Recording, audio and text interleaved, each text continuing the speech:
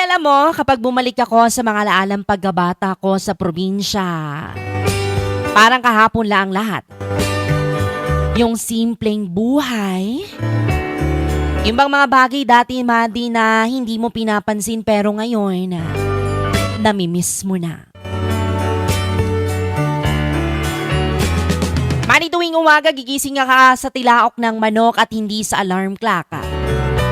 Tapos paglabas pa ng bahay mo ay mararamdaman mo agad ang labig ng simoy ng hangin at amoy na amoy mo ang halimuyak ng mga bulaklak at damo na basa dahil sa hamog.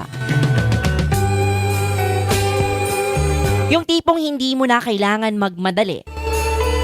Dati, yung bang walang cellphone na hawak-hawakan, kundi pamalo lang ni nanay kapag late ka nang gumising.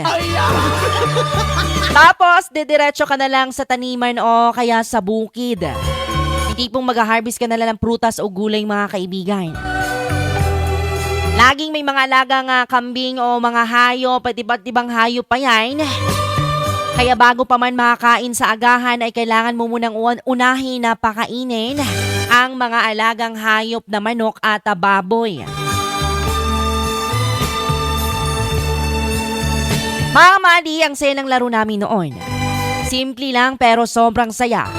Yung tipong naglalaro lang kami ng tago-taguan sa may damuhan o di kaya